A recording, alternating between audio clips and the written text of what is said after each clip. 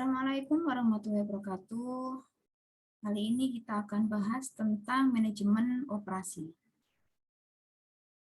Jadi tujuan dari perkuliahan kali ini adalah untuk supaya mahasiswa memahami definisi, fungsi, proses, model, perancangan sistem kerja, serta alat penghargaan mutu.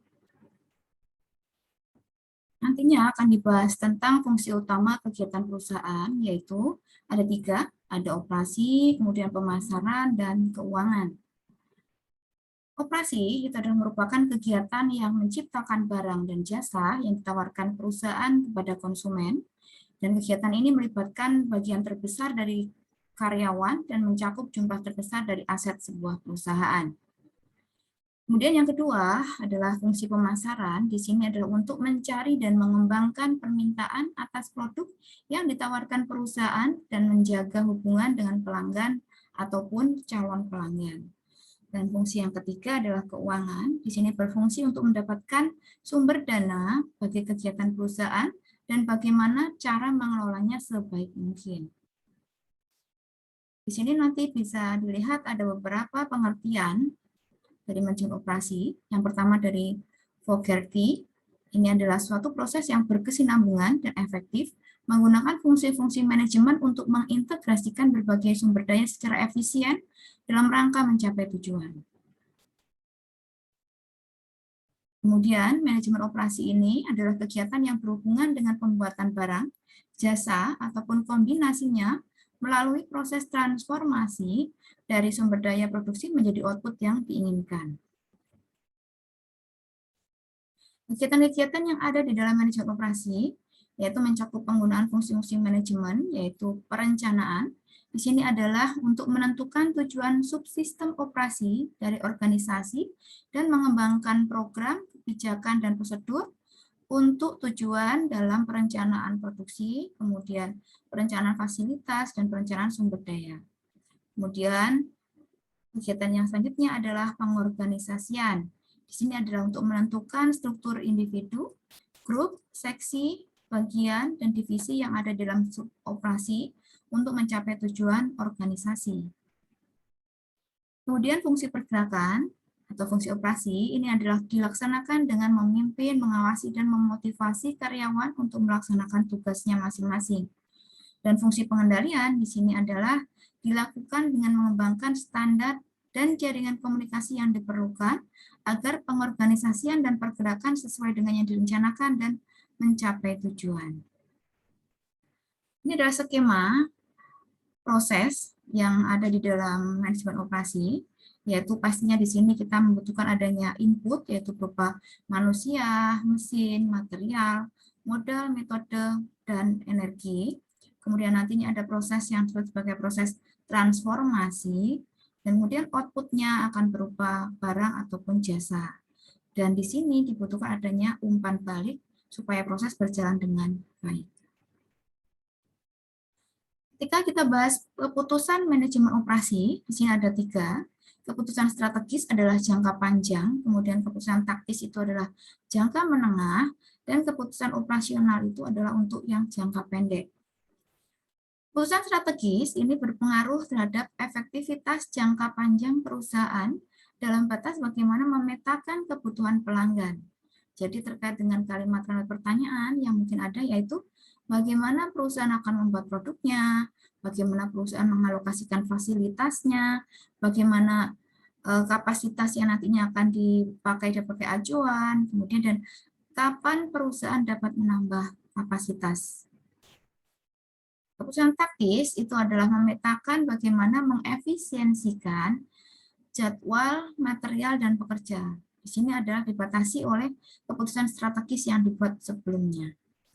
Kemudian di sini terkait juga kalimat-kalimat pertanyaan, berapa pekerja yang dibutuhkan, kapan perusahaan memerlukan mereka, kemudian haruskah perusahaan melakukan lembur atau shift, kemudian kapan material harus dikirim, seperti itu. Kemudian keputusan operasional itu adalah keputusan manajemen yang berhubungan dengan perencanaan operasional dan pengendalian yang sempit dalam waktu yang pendek. Di sini terkait dengan pekerjaan apa yang harus dilakukan hari ini atau minggu ini, kemudian siapakah yang ditugaskan dalam mengerjakan tugas tersebut, kemudian pekerjaan apa yang harus didahulukan. Beberapa keputusan-keputusan operasi yang terkait di dalam kegiatan manajemen operasi yaitu produk, ya, desain produk maksudnya, kemudian quality management, kemudian proses desain, kemudian location selection atau seleksi lokasi, kemudian logout dari desain, kemudian human resource, kemudian supply chain, dan lain-lain.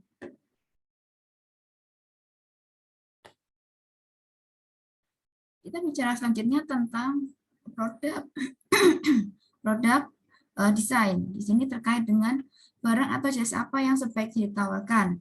Kemudian bagaimana sebaiknya barang dan jasa tersebut dibuat atau dirancang.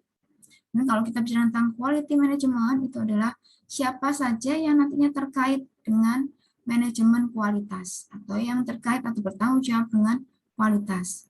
Kemudian bagaimana kualitas dalam produk atau jasa yang ingin kita definisikan.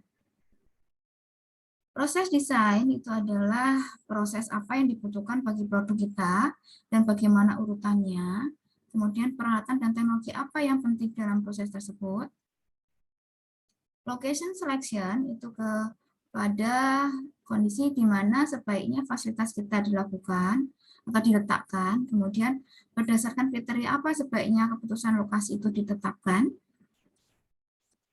Kemudian layout design itu adalah bagaimana sebaiknya fasilitas kita disusun, seberapa besar fasilitas harus memenuhi rencana kita. Kemudian human resource itu adalah bagaimana kita menyediakan lingkungan kerja yang sehat dan berapa banyak yang dapat kita harapkan mampu diproduksi oleh karyawan. Supply chain management itu membahas tentang apakah komponen-komponen yang kita butuhkan sebaiknya kita buat sendiri ataukah kita beli, dan siapa sebaiknya yang kita pilih sebagai pemasok kita. Kemudian ketika bicara inventory, itu bicara tentang seberapa banyak persediaan dari setiap item yang sebaiknya kita miliki, dan kapan dilakukan pemesanan kembali.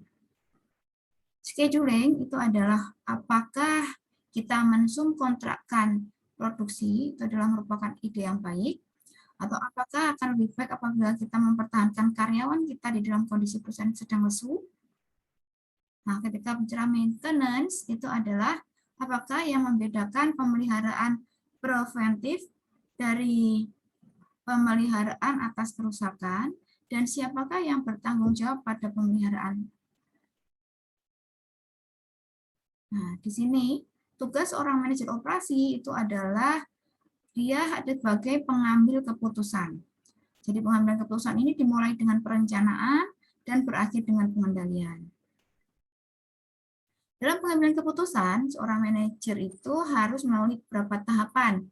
Yang pertama adalah mengidentifikasi masalah dan faktor-faktor yang berpengaruh, kemudian menetapkan tujuan dan kriteria keputusan untuk memilih solusi, kemudian mengembangkan model dengan beberapa alternatif, yang selanjutnya analisis model dan membandingkan, dan pilih model yang terbaik, kemudian terapkan model yang terpilih. Kita lanjut dengan perancangan sistem kerja. Di sini sistem kerja yang baik itu diperlukan untuk membangun semangat kerja, suasana kerja yang menyenangkan, serta kondisi lingkungan kerja bagi karyawannya. Ada dua elemen penting di sini, yaitu rancangan tugas dan pengukuran kerja. Nah, rancangan tugas di sini berisi tentang rincian isi dan cara pelaksanaan tugas atau kegiatan yang mencakup siapa yang mengerjakan, bagaimana, di mana, dan hasil yang diharapkan.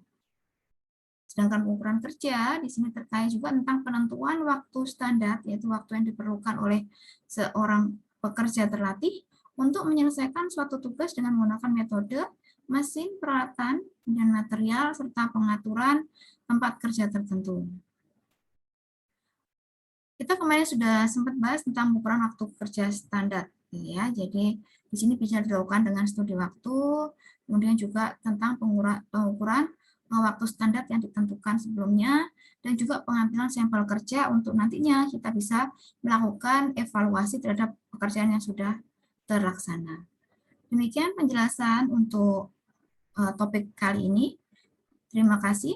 Wassalamualaikum warahmatullahi wabarakatuh.